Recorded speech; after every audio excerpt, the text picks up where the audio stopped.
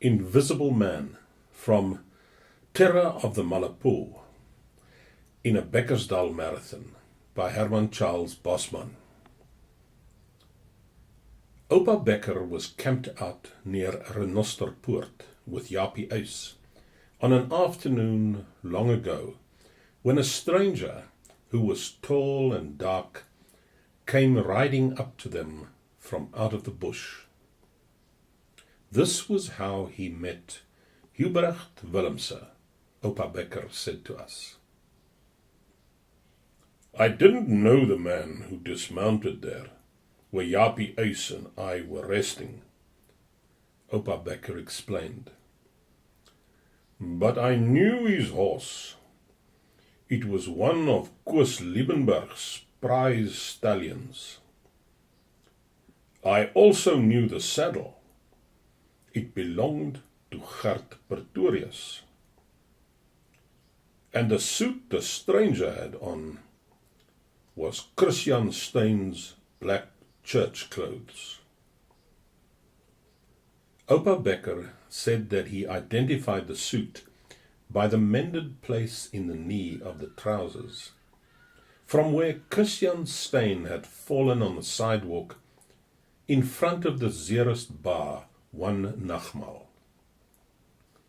Why Christian Stein fell was because of the half-dozen steps in front of the bar that he hadn't noticed on account of the heat.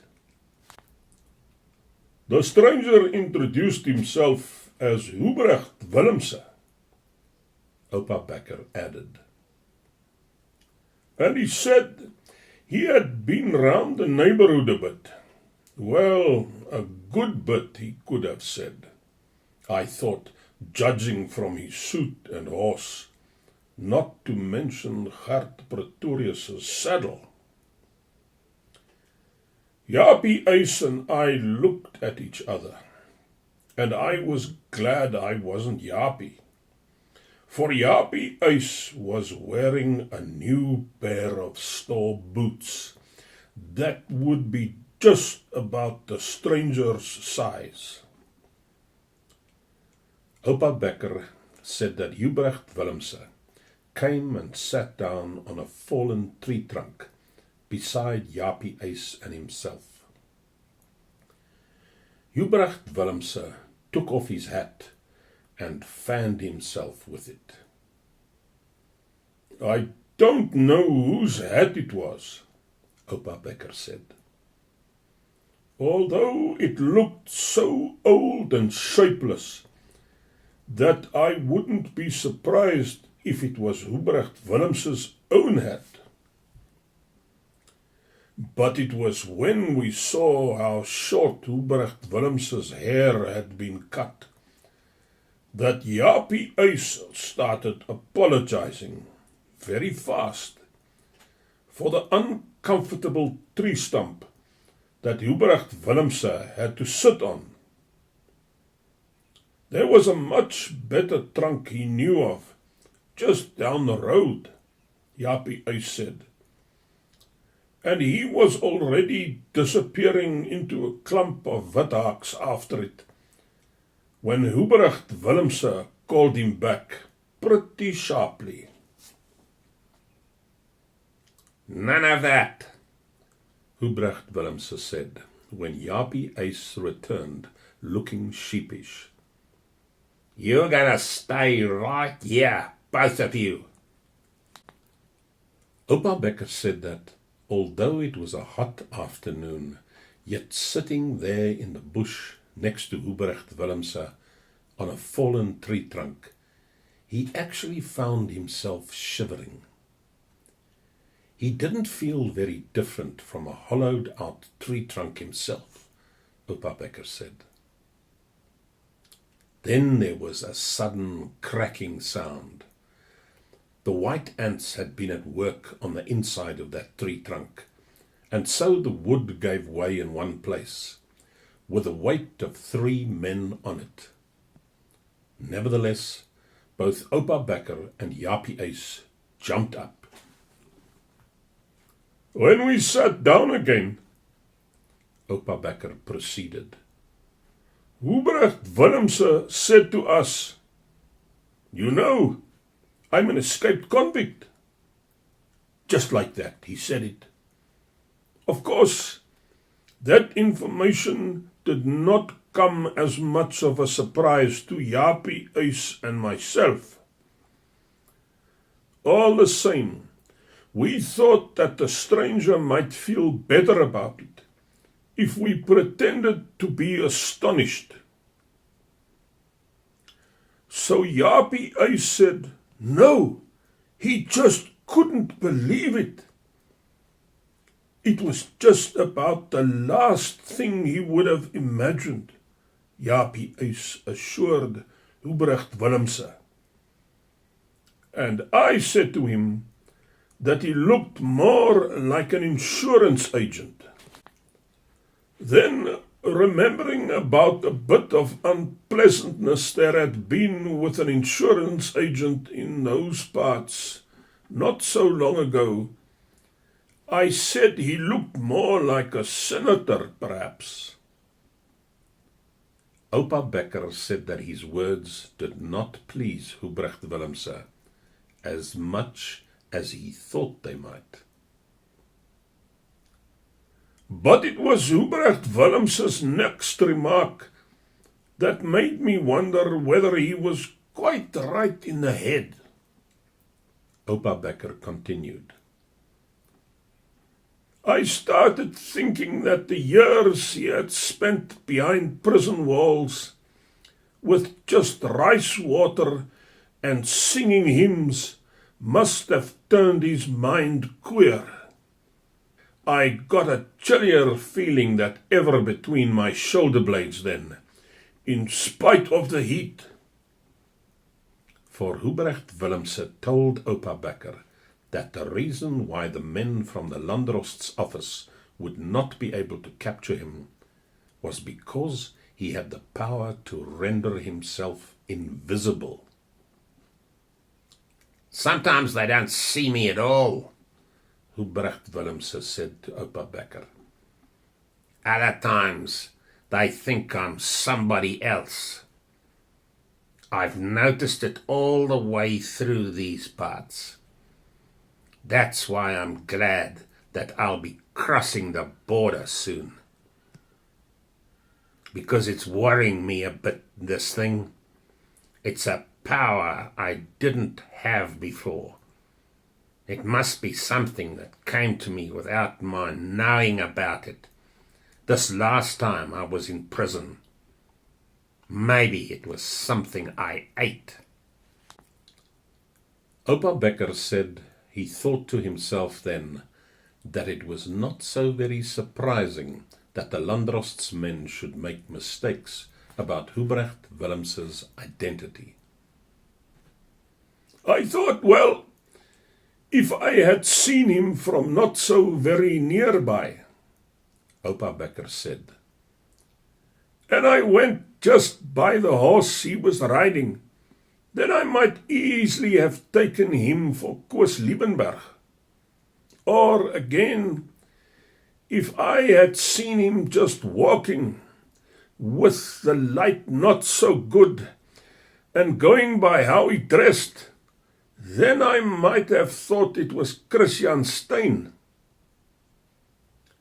So it was not surprising that the Landrost's men, who did not have occasion to visit the Dwarsberg side of the Groot Marico often, should get a bit mixed up, perhaps, in looking for Hubrecht Willemse. Like if he should walk into a bar, for instance, carrying Gert Pretorius' saddle under his arm, I also thought. It was the next day, Oupa Bekker said, that he saw for himself something of that mysterious power that Hubrecht Willemse had spoken about having, whereby Hubrecht Willemse could become invisible or could appear to be somebody quite different. A horseman again drew up in front of them, Oupa Bekker said, and came and joined them on the tree stump. But this time they recognized the visitor. It was the veldkornet, who had been sent from the Landrost's office on the escaped convict's trail. Japie Uys and I were both very glad to see the veldkornet, Oupa Bekker said. and the veldkornet was able to tell us a lot about Ubrecht Willemse, whom he described as a dangerous character. But we knew that much, without the veldkornet having to tell us. Whatever he wants, he just takes, and he doesn't care how, the veldkornet said. That too we knew. The veldkornet went on to say that in the records of the Landrost's office, Ubrecht Willemse was known as the terror of the Malopo. What? Has he been there as well? Japie Uys asked. No, the veldkornet replied. But that's where he's heading now. And if he's not going to be a holy terror there in the Malopo, then I don't know. But it's outside our district, and the quicker he gets there, the better we'll all like it, I can tell you. Oupa Bekker said he thought that was a very peculiar thing for a veldkornet to say. Never mind about wanting to call Ubrecht Willemse the terror of the Malopo, Oupa Bekker thought. Why, he was enough of a terror of the Mariku. Oupa Bekker tried to suggest something along these lines to the veldkornet. Well, if he gets into the Malopo, then it's their lookout, was all the veldkornet could say. When once Ubrecht Willemse had got across the Malopo, it wasn't so very far from there to the Bechuanaland border. Yes, he wouldn't be at all surprised if Ubrecht Willemse was almost out of the Transvaal by now, the veldkornet added. You couldn't get to the Bechuanaland border that way, Japie Uys said. Not at that time of the year you couldn't. The only way was through the Renosterpoort. And from where he was sitting on the stump, Japie Uys pointed out the Renosterpoort to the veldkornet. That scoundrel Willemse will have to come right back here again, along that same road. Japie Uys said gleefully. He'll have to. There's no other way. And that's when you'll get him. What's more, Ubrecht Willemse will be coming past here again, quite soon. Just then, another cracking sound came from the hollowed-out tree trunk. This time, it was the veldkornet that jumped up suddenly, Oupa Bekker said.